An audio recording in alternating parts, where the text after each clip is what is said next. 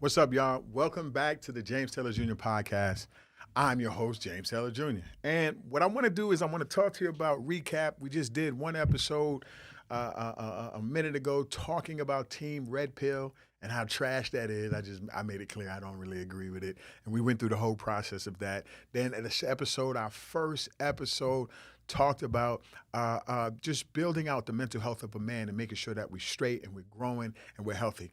But I want to talk to you today about Team Blue Pill, because they're just as bad as Team Red Pill. Team Blue Pill is what we call the guys who spend a lot of their time trying to impress women with their money. It's all about monetization. It's about taking them everywhere, doing exactly what they want. And I'm going to give you three things about these jokers that I think is crazy. Number one, everything is about money. Number two, everything is about being a master. And in this particular case, the woman is the master. The man comes with the money, and the woman controls everything, and he gives all the money to her. She can control where he eats, where he goes, because he's so afraid of losing her. He gives her everything that he has. And then the last thing is he gives minimal masculinity. It just makes my nerves bad talking about it.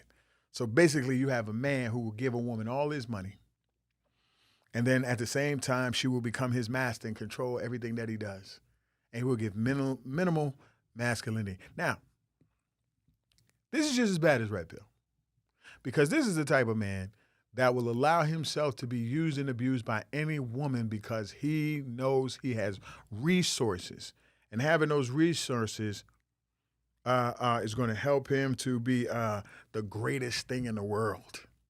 If I give her everything I got, she'll love me. If I buy her another car, if I get her another Birkin bag, if I get her another pair of shoes, if I just do whatever she says and don't bring any conflict and just minimize myself as a man, it's going to make her happy. That's the dumbest thing you could ever do. Who wants to work 40 hours a week and let a woman come into his life and throw it away in two? Y'all need to stop. You cannot buy love. And I'm not going to spend a lot of time on the blue pill guy because pretty much everybody know he's a cornball. Like nobody wants to, he's a cornball. There's this guy, right? I'm going to say his name. I know y'all going to get it. This is his name, Don, Poppy the Don, or Papa Don, Don, whatever, right? He abuses women. But then they'll talk about how he spends money on women. And allegedly, I'm going to say allegedly, because, that's the new wave we in, but we all know what it is. We've seen the pictures. Turn to the left. Turn to the right. But anyway, so you have this type of guy that goes around doing all this other stuff, and he makes all these videos. He blocked me on all social media platforms because me and him went back and forth, and I love it. I don't want to be associated with him anyway. I don't know why he blocked me. Because I really don't care. I'm not trying to be your friend. You's a weirdo. Any man that thinks that buying a woman is going to make him happy is stupid. It's ignorant. It's childish. And it costs you everything. It costs you everything. Because now the relationship is based on what you provide, not who you are. And if you lose who you are in a relationship where you only provide, you're going to snap. Most of the men who wind up being very angry and cussing the lady out, getting physical, are men who gave of all of themselves and let that thing build up and they lost it. But that's not the woman's fault. That's on you. Nobody wants to say that. We on here complaining. We talking about us men today.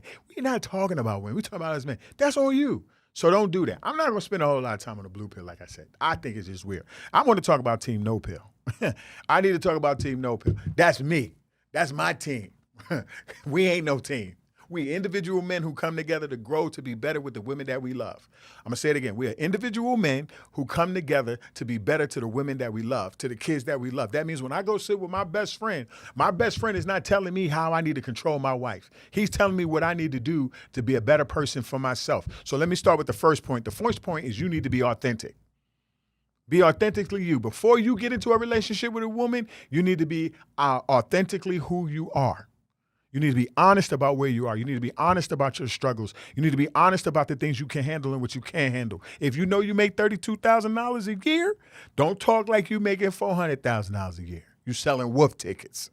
You're a bad product. You're a scalper. Nobody wants to be around you because once they figure out that you broke, they're going to come for you.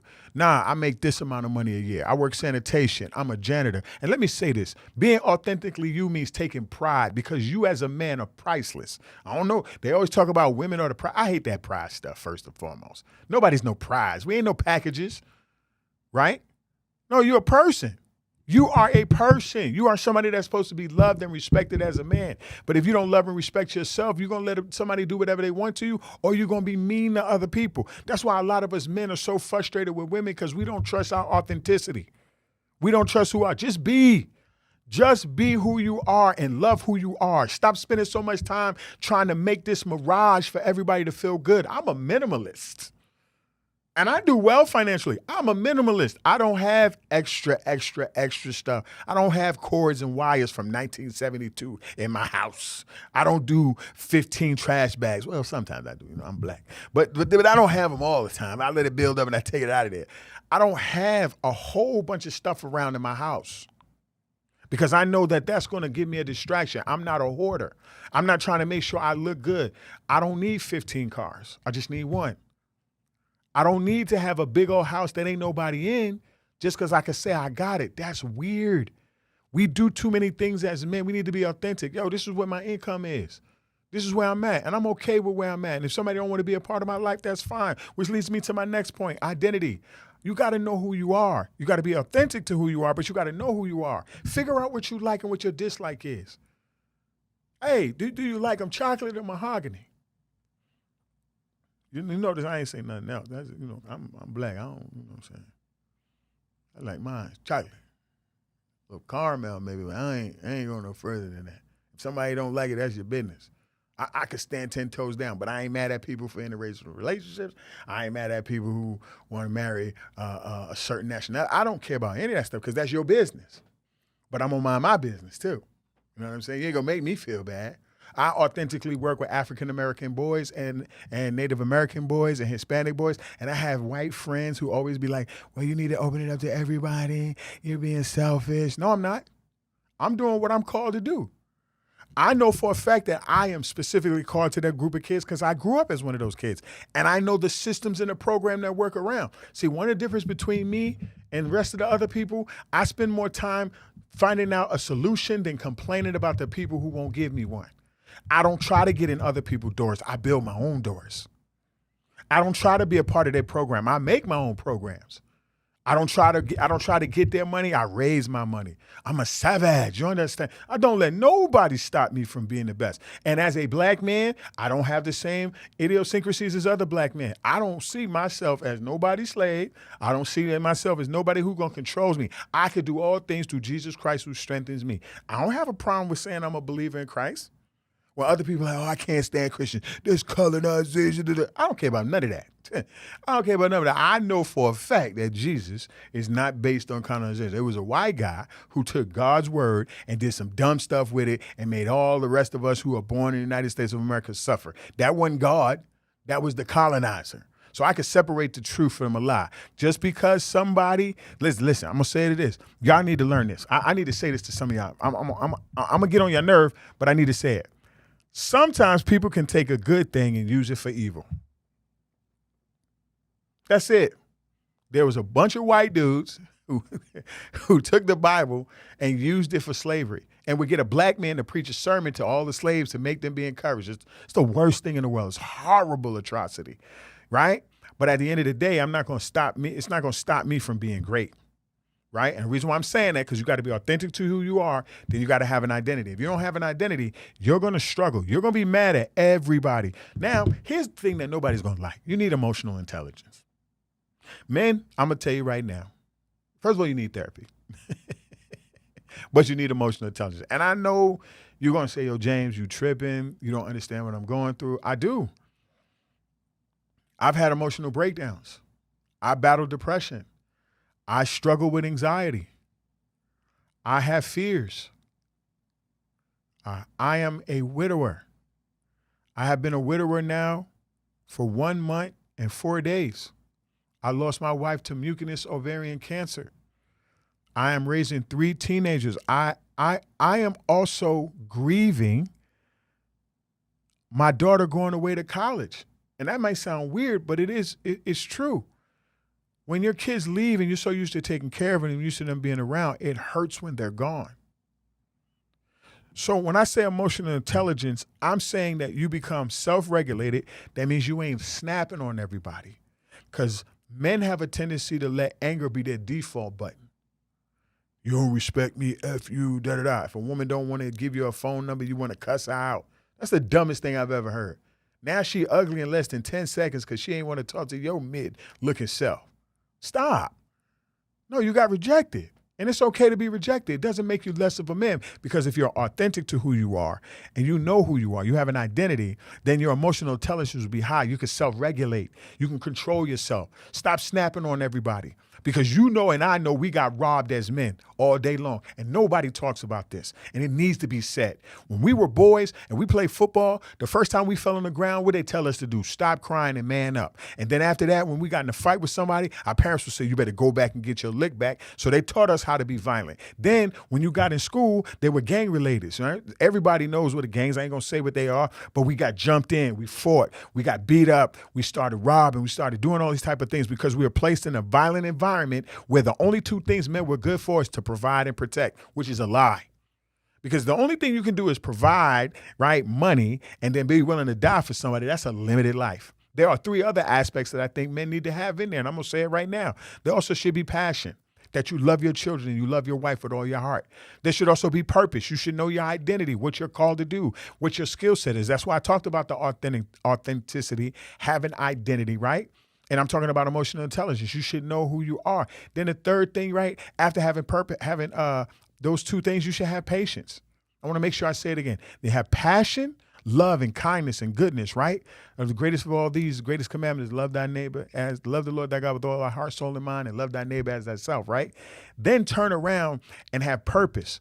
All things work together for the good of those who love God and called according to his purpose. Every man has a purpose in his life. You are not meant to be on this earth without having a direction or something that you're called to do. And all of it is big. It ain't about the money you make. It's about the impact you have. It ain't about the money you make. It ain't about the fame. It ain't about the notoriety. It's about the impact you have. But last but not least, you should have patience. The biggest problem with most men is that they're not patient with their journey, because they have forced this narrative on us as men is that we got to be fake and try to be this false successful man. And then we spend all our time chasing money. And then we wake up when we do have it or we don't get it. And then we don't think we have value. So shout out to the sanitation worker. Shout out to the bus driver. Shout out to the women who will marry a good man based on who he is, knowing that he may not be a multimillionaire, but he loves you enough and he's faithful and he treats you with the utmost respect. Shout out to the dad who said, you know what, I'm going to cut back on these long hours so I can go to my son's football game. Shout out to the father who said, you know what, me and you may not be working out in a relationship, but I still got to be faithful to my son and show up and provide for him. And I also got to honor and respect you as his mother, because I don't want my son to grow up where he thinks it's okay to disrespect women. So instead of you calling her your baby mama, you are actually saying as a man, that is the mother of my child. That's when you become a man. You become a man when you learn to love people in spite of how they treat you and what other people think about you. But I want to add this other point. The other thing is you have to have abilities. You got to work, bruh. If you work and you take care of your bills, you do that and you do your best. Not perfection, your best. Listen, I don't care what nobody tell you. You're not guaranteed to be a multimillionaire. Nobody is. Some people are, some people are not, but everybody got their lot in life. If you do your best every day, you put your work in, be satisfied with that. I ain't saying I'm not saying don't pursue your dream. I'm not saying make more money. I'm not saying that certain things can't be accomplished, but don't make yourself seem like you are less than because you don't have what this dude has. You don't have what that guy has. Be who you are and love who you are. Whatever skill you got, master it. Don't jump around the world. I'm going to talk about mind your business in a minute, but that's the thing that you got to do as a man is make sure you honor those things. Then last but not least, accept where you are and grow to what you want to be. Accept where you are. I'm going to say these points again before I go into accept where you are. Authenticity, identity, emotional intelligence, ability, and accepting where you are. If you are struggling right now, fresh out of jail, or you somebody that had a big fall, you went bankrupt as a man, Don't you give up. Don't you stop working. Don't you sit in that room, watch TV and blame your kids and be mad at your wife and cussing people out and arguing. Get up. Go look at an application. Go find a business to create. Go for a walk and talk to yourself in a positive way. I got this. God gonna use me again. Yeah, I made a mistake, but I'm gonna make it. Acknowledge the failure. Accept it. But don't stay in it. Because one of the things that kill most men is the mentality that we have based on the systems of what this world is around us. And I think I'm tired of it, and you should be tired of it. You should stop trying to base your life on what other people think about you, but base your life on who God has called you to be. You are better than what you think you are. I'm hard on us as men. You ain't gonna never hear no content from me where I ain't gonna push you to be better. I'm not in the blame game. Let me be clear, and I'm gonna close with this. I know why men fail. Because they spend most of their time trying to control other people instead of controlling themselves. They spend more time trying to prove themselves to other people instead of accepting who they naturally are. You weren't meant to fight everybody every day. Yeah, we got the sports, we got all that different stuff, but you got emotions.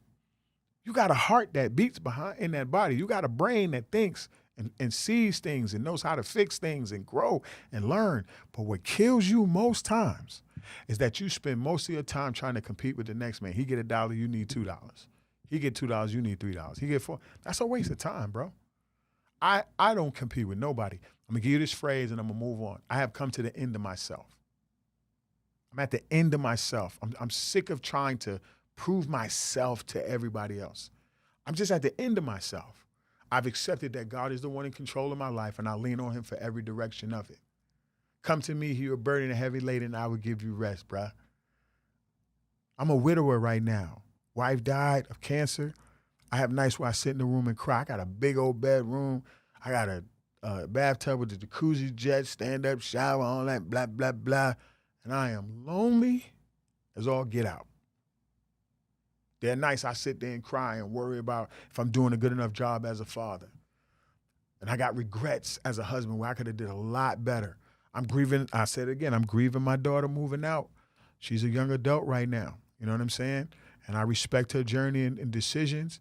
And I'm going to be a dad no matter what. But I'm going to be all right. I'm going to be all right. So will you. Your struggle might be different from mine. Your challenges may be tougher. But you're going to be all right. You know what I'm saying? Again, all things work together for the good of those who love God and called according to his purpose. Hey, this your boy JT, a.k.a. James Taylor Jr. Always remember to love, pray, serve, and share. Guess what you can do? You can do that anyway.